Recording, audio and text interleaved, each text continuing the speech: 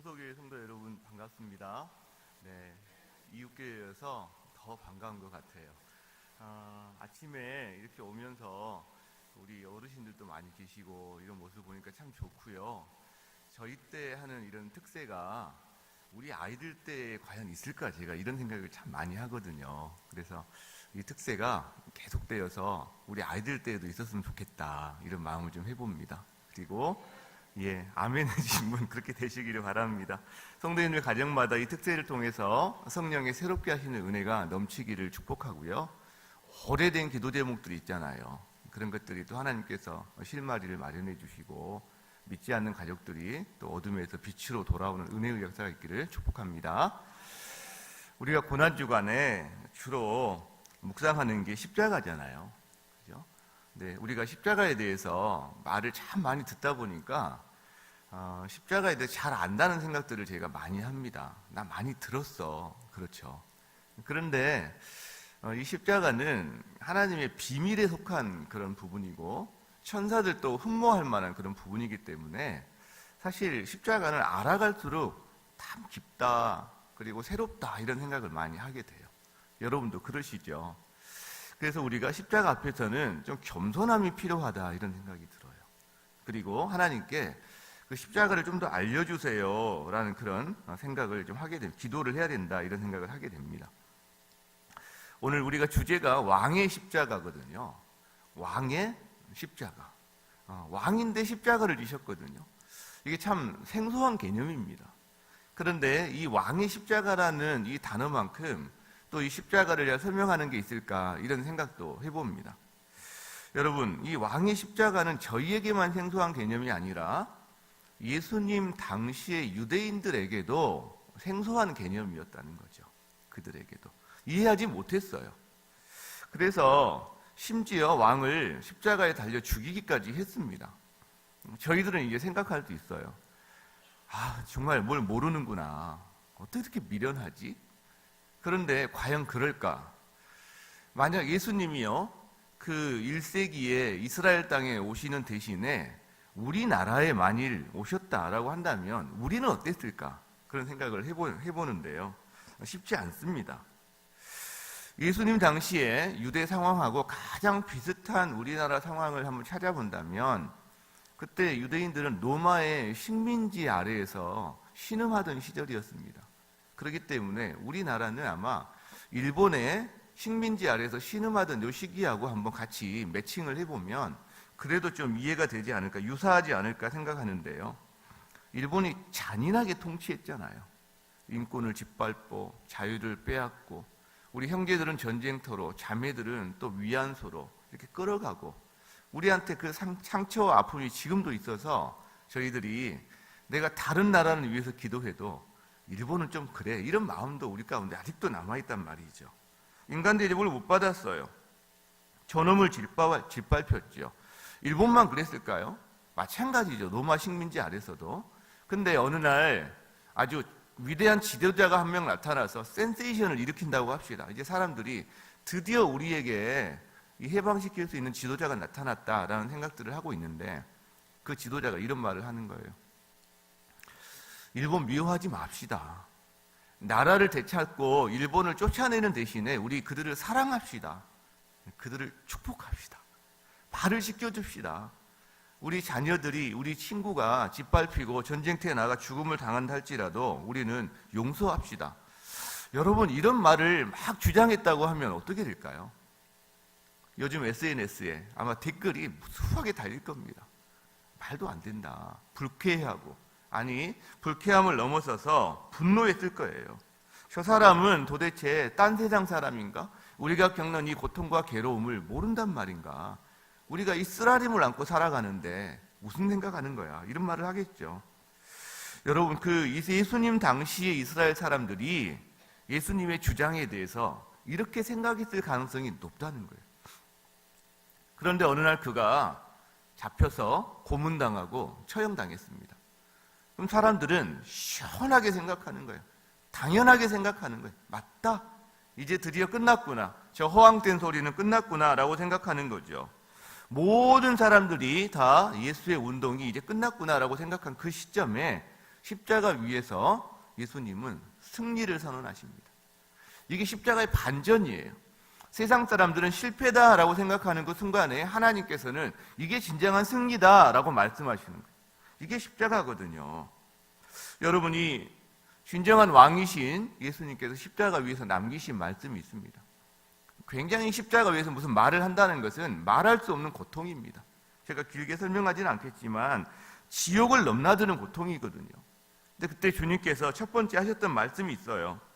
아버지, 저들을 사하여 주옵소서.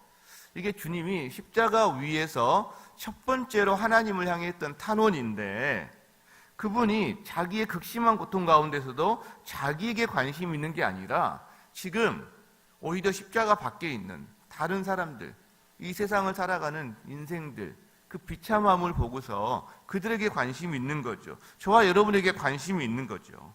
그렇다면 이 말씀을 통해서 예수님이 십자가 위에서 하셨던 이 말씀을 통해 하셨던 일이 한 두 가지 정도 있는데 우리가 그것을 살펴보기를 원합니다.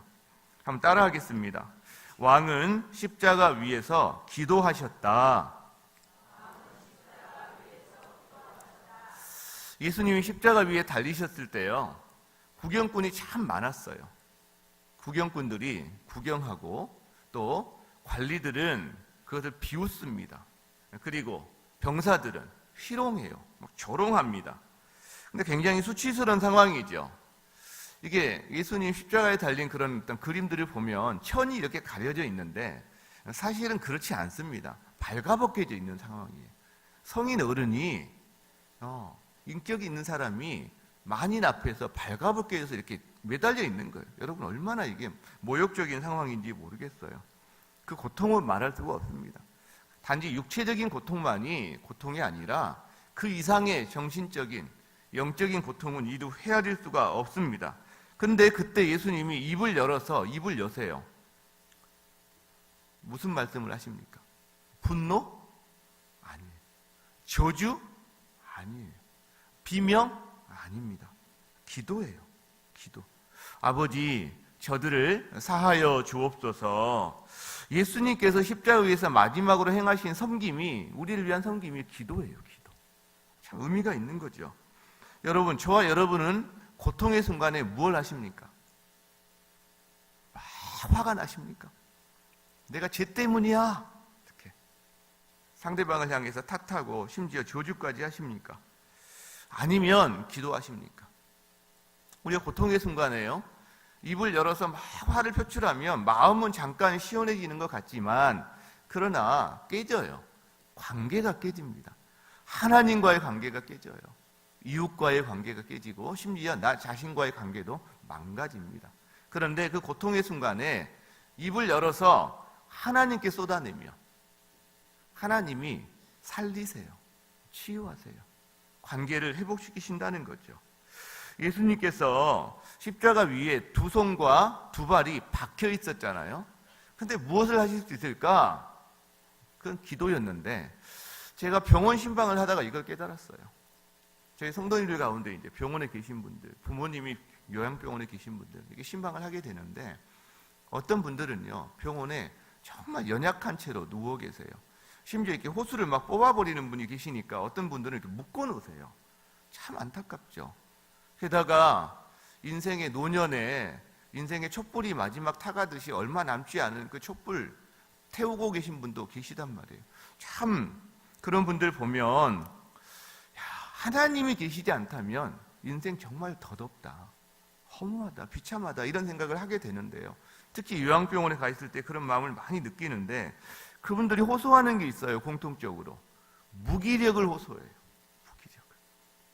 제가 이렇게 어르신들 신방할 때 보면 저희 교회도 어르신이 좀 계시거든요. 그때 어르신들이 이런 말씀을 하세요. 그 마음을 제가 익혀지는데, 목사님, 제가 교회에 와서 이렇게 잘 지내고 있는데 제가 교회를 위해서 하는 게 없는 것 같아서 정말 미안해요. 이런 말씀을 하세요. 그 마음이 읽혀지는 거죠. 무기력을 호소하는 거죠. 여러분, 그런데 할 수 있는 게 있어요. 그때 기도입니다. 기도해요. 그때 기도할 수 있어요. 예수님은요, 손도 발도 묶여 있는 그때 뭐 하시느냐? 기도하셨어요. 병원에 계신 분이 꼼짝없이 무기력한 상황에 탈 수 있는 게 뭐냐? 기도예요. 병상에 계시지 않더라도 우리의 삶이 곤고하고 고통의 순간을 지나갈 때 정말 무기력을 느낄 때 그때 할 수 있는 게 무엇이냐? 기도예요. 인생의 촛불이 꺼져가는 분들에게 하나님 왜 빨리 데려가시지 않지? 라는 생각이 드는데 주님께서는 이렇게 말씀하시는 거죠. 이유가 있다. 이유가 있어. 그 사람이 젊었을 때 했던 왕성한 헌신과 활동보다도 이 노년에 병상에 누워서 드리는 기도 내가 기뻐 받고 그 일을 통해서 더 많이 하나님 나라를 위해서 나는 일을 할 수 있다라고 말씀하는 거죠. 여러분, 고통이나 무기력 가운데 계신 분 계십니까? 예전에 왕성하게 활동했는데 지금은 내가 뭔가 그렇게 할 수 없는 여건 가운데 계신 분 계십니까? 하나님은요, 그 활동을 통해서 일도 하시지만 우리의 기도를 통해서 더 크게 하나님 나라를 이루어갈 수 있는 것을 믿으시기 바랍니다. 저는 질문이 들어요. 그 극한의 고통을 넘나드는 순간에 예수님이 아니 어떻게 기도하실 수가 있었지? 쉽지 않았을 텐데. 저희는 모르죠. 답이 없죠. 그러나 한 가지는 알 수 있습니다. 그게 그저 우연이 된 일은 아니라는 거죠. 우연이. 세상에 우연은 없잖아요. 그것은 예수님이 일평생을 온전히 기도로 살아오셨다는 것을 우리에게 보여준다. 저는 이렇게 생각을 합니다.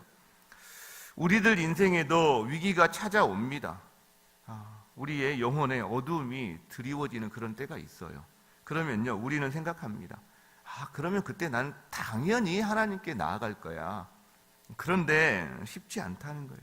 인생의 평탄한 시기에 기도로 살아온 사람이 아니고서는 인생의 어두운 시기에 결정적인 그런 날에 기도의 자리를 나가기가 오히려 쉽지 않다는 겁니다. 오히려요, 정말 고통이 극심하면 기도를 잃어버리는 경우도 있어요. 그런데도 새벽을 깨워서 어떤 분이 기도한다. 새벽에 나와서 아버지 하면서 신음하듯 내뱉는 소리로 주님 앞에 나아간다. 습관적인 기도의 자리를 지킨다. 그건요, 그분이 평상시에 기도하던 분이었다라는 것을 오히려 증명하고 있는 시간인 거예요. 그래서 습관적인 기도의 자리가 참 중요합니다. 올 겨울이 얼마나 추웠습니까? 저희 교회도 새벽 기도회를 하는데요. 근데 그 추위를 뚫고 나오시는 늘 자리를 지키시는 분들이 계세요. 수요 기도회나 또 저희는 오전마다 이렇게 모여서 매일 중보 기도를 하는 그런 시간이 있는데 그 날짜별로 이렇게 돌아가면서 화요일에는 우리 어르신들이 주로 모이시고 수요일에는 젊은 엄마들이 애들 몽땅 데리고 모이고 이렇게 날짜별로 중보 기도하는 시간이 있는데요. 그 자리를 지키시는 분들은 지금 밥을 먹듯이 하는 그런 기도의 습관이 언젠가는 그를 지켜줄 거라고 저는 믿습니다. 예수님처럼 오늘 하루를 기도로 사는 우리 성도님들 되시기를 축복합니다. 일평생 기도의 사람으로 빚어지는 오늘보다는 내일, 올해보다는 내년 더 이렇게 기도의 사람으로 빚어지는 여러분 되시기를 축복합니다. 자, 주님의 기도 가운데요, 가장 먼저 들려온 소리가 뭐였냐면 아버지였어요. 아버지. 그 처절한 고통 속에서 부르고 계세요. 누구를? 아버지. 근데 이 아버지가 우리나라 사람들이 아버지께 대할 때 약간 좀 경외하는 마음, 어려운 마음으로 드리는 건 아버님 이런 뜻이라기보다는 꼬마애가 아빠한테 이렇게 뭡니까? 그 재롱 피우면서 하는 아빠 어떤 이런 느낌이 더 강하다는 거죠. 그러니까 아빠 그 순간에 그렇게 부르시고 있는 계신 거예요. 우리가 극심한 고통 가운데 있을 때는 기도가 달변이 되지 않습니다. 막 줄줄줄줄줄 이렇게 잘 나오지 않아요. 그냥 신음하듯 몇 마디 내뱉듯 아버지 이렇게 기도할 때가 참 많습니다. 제가 오래전에 들었던 기도인데 잊혀지지 않는 귀에 쟁쟁하게 남아있는 기도가 있는데 북한의 지하교회 성도가 그 기도했던 것이 파일로 이렇게 전해진 게 있었어요. 기도의 내용은 다 생각이 안 나는데 그분이요, 그 함경도 그쪽 사투리로 아버지 신음하듯 계속 아버지 이런 소리를 내뱉는데 그게 얼마나 정말 이 마음에 울림이 있었는지 제가 지금도 쟁쟁하게 기억합니다. 여러분, 부모는요 자녀의 소리에 민감합니다. 우는 소리에 더 민감합니다.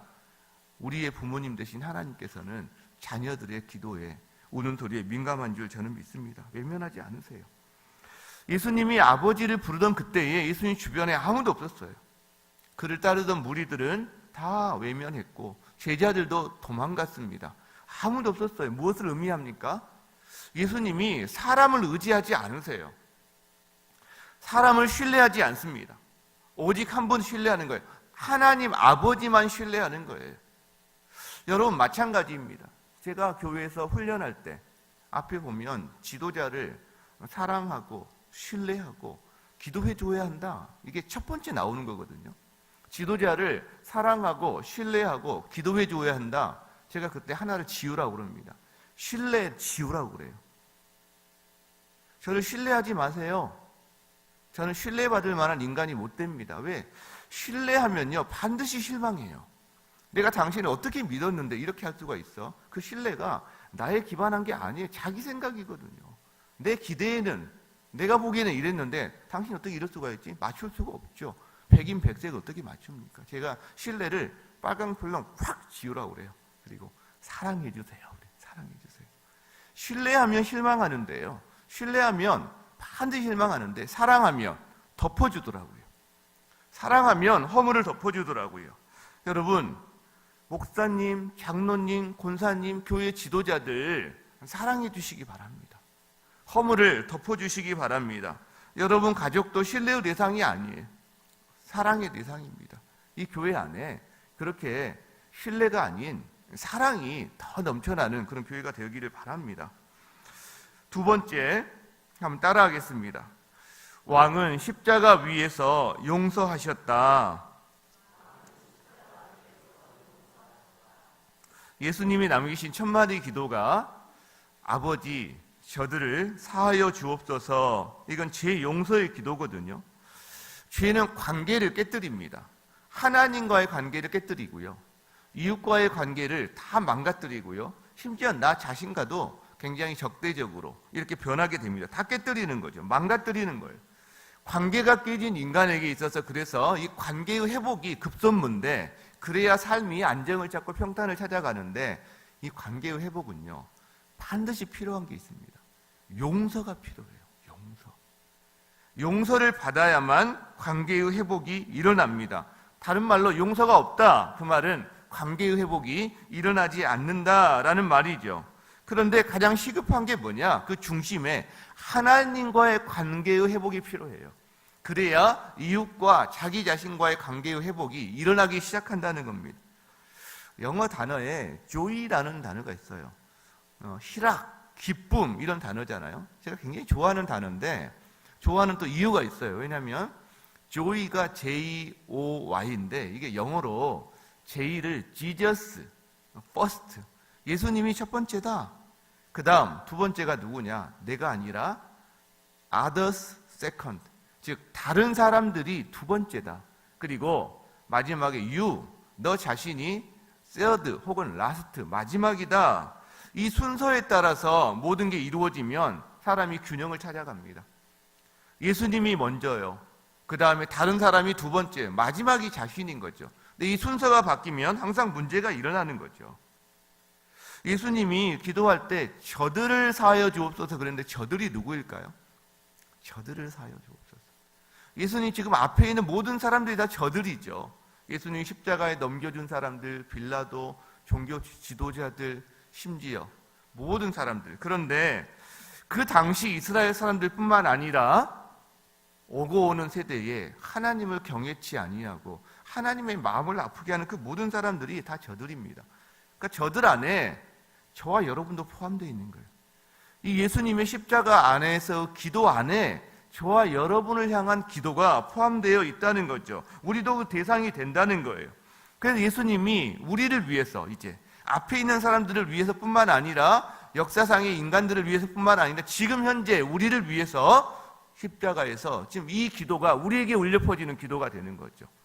아버지, 저들을 사하여 주옵소서. 죄 용서를 구하는데요. 하나 더 하십니다. 죄 용서만 구하는 게 아니에요. 가령 제가 누구한테 A, B 두 사람이 있는데 A가 B한테 잘못했어요. 제가 B한테 용서해줘 버려. 이 정도가 아니라 예수님이 그 죄값을 자기가 짊어지세요. 죄 용서를 기도할 뿐만 아니라 그 죄값 자체를 자기가 떠안는 거죠. 그래서 이사야서 53장에 이렇게 말을 하는 거죠.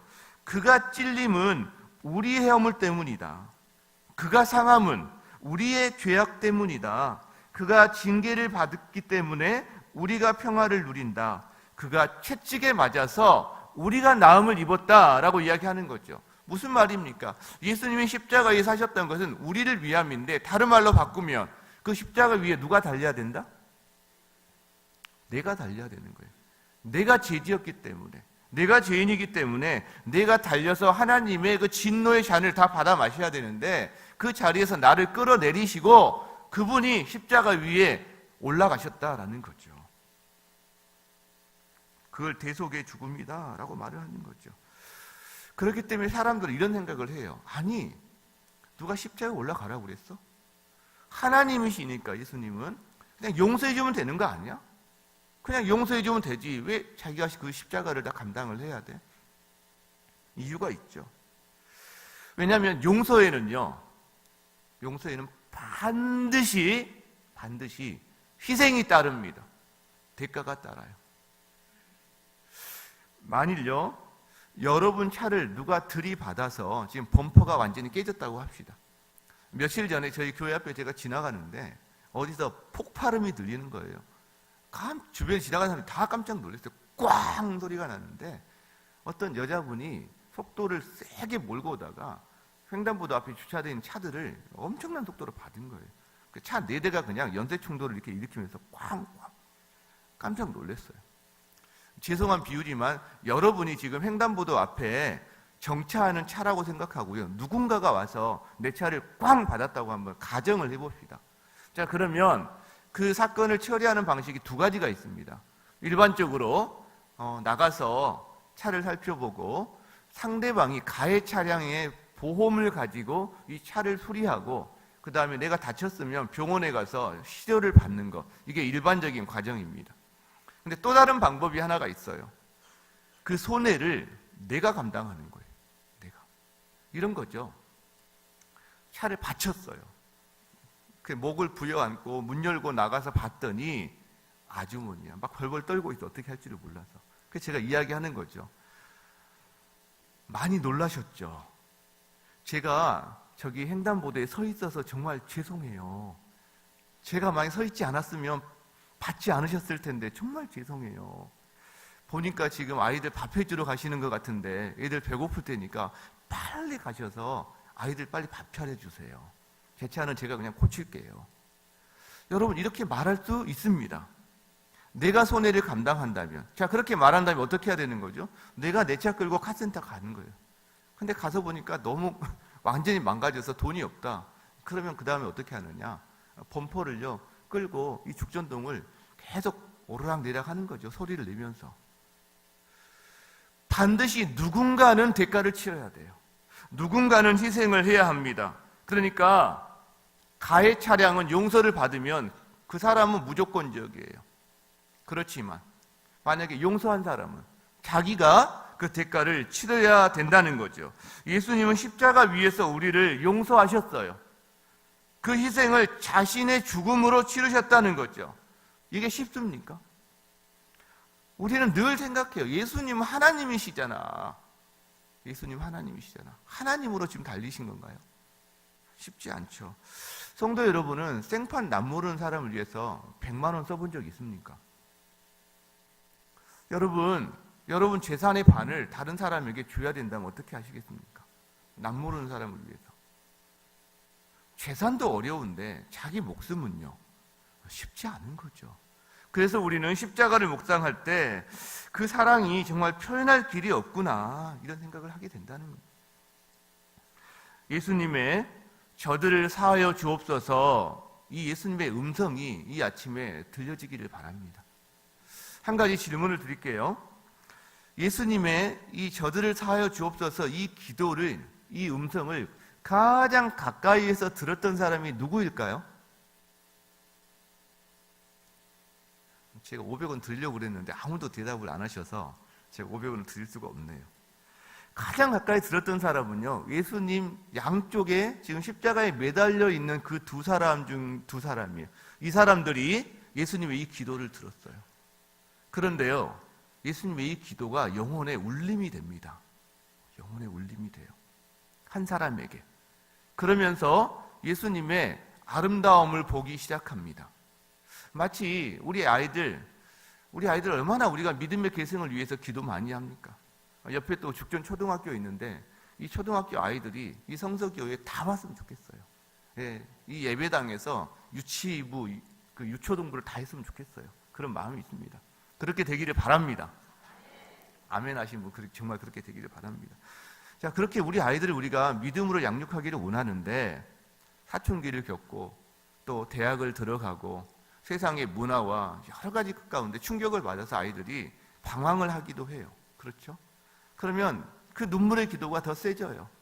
하나님 어떻게 합니까? 근데 이 아이들이 언제 돌아오죠? 어느 날 갑자기 새벽에 이 아이가 화장실에 가다가 거실로 들어섰는데 엄마 아빠 방에서 나지막하게 흘려나오는 기도 소리가 들리는 거죠. 아버지, 눈물로 기도하는 아들의 이름을 불러가면서. 그때 죄송합니다. 딸도 그럴 수 있는데 사실 그 아들이 어떻게 됩니까? 마음에 영혼의 울림이 있는 거죠. 그러면서 다시 한번 하나님 앞으로 돌아오는 계기가 마련되는 거 아닙니까?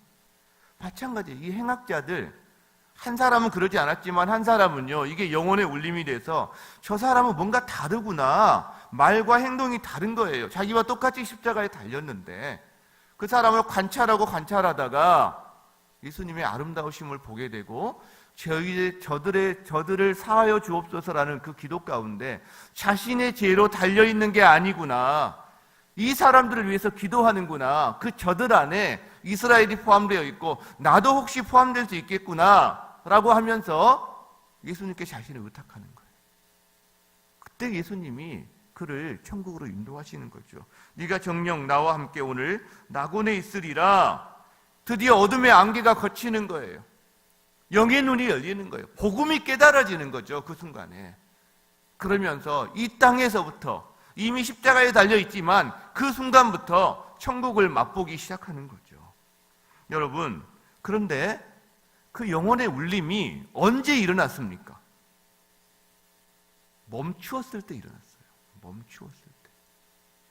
이 행악자는 지금요, 강제로 멈춤을 당한 상황이에요. 할 수 있는 게 아무것도 없어요. 누구를 바라봅니까? 사람들을 보든 예수님을 보든. 이 행악자는 강제로 멈춤을 당해서 예수님을 보기 시작해요. 그리고 그분의 음성을 듣기 시작해요. 그럴 때 그 영혼의 울림이 있고 영의 눈이 열리기 시작하는 거죠. 우리는요, 너무 분주해요. 너무 분주해요. 바빠요. 멈추지 않아요. 그런데요, 멈춰야 합니다. 멈춰서 예수님을 바라보고 예수님의 음성에 귀를 기울이고 그때 그 영혼이 살아나는 거죠. 음성을 듣는 자는 살아나리라. 그때 그 음성이 살아나는 거죠. 여러분 안에 멈춤이 있고 그 멈춤을 통해서 예수님의 음성을 듣는 그 은혜가 있기를 바랍니다. 그렇게 음성이 들린 사람은요, 한 걸음 더 나가게 돼요. 이 음성을 통해서 죄 용서의 은혜를 경험했거든요. 그러면 이제 죄 용서할 수 있는 사람이 됩니다. 원리는 간단합니다. 사랑을 받은 사람이 사랑할 수 있습니다. 본 것이 있는 사람이 할 수 있는 거예요. 그래서 여러분도 구역 모임이나 저희는 다락방이라고 하는데 그 다락방에서 순장님에게 사랑을 많이 받은 사람이 또 그 다락방을 잘 섬기더라고요. 길 가다가 정말 안타까운 사람이 있어서 주머니를 뒤지는데 주머니에 500원짜리도 있어야, 내게 있어야 줄 수 있는 거죠. 그렇죠? 마찬가지입니다. 죄 용서를 받은 사람이 죄 용서를 할 수 있는 거죠. 세상 사람들이 저와 여러분을 보면서 저 사람은 죄 용서 받은 사람이다, 저 사람은 하나님의 사람이다, 어떻게 알 수 있나요? 우리가 그들을 용서하는 모습을 보면서 알 수 있는 거죠. 우리가 그들을 대하는 모습을 보면서 알 수 있는 거죠. 그렇다면 성도 여러분, 오늘 내가 용서해야 될 사람이 누구입니까? 성령께서 이 시간에 여러분 안에 마음의 부담을 주는 사람이 있습니까? 보통 용서할 사람은 가까이에 있어요. 가까이에 있어요. 그런데요, 우리는 상대방으로부터 내가 오해를 받거나 욕을 당하거나 수치를 당하거나 내 마음의 아픔을 경험하면 우리는 잘 용서하지 않습니다. 그 미워함을 잘 풀지 않아요.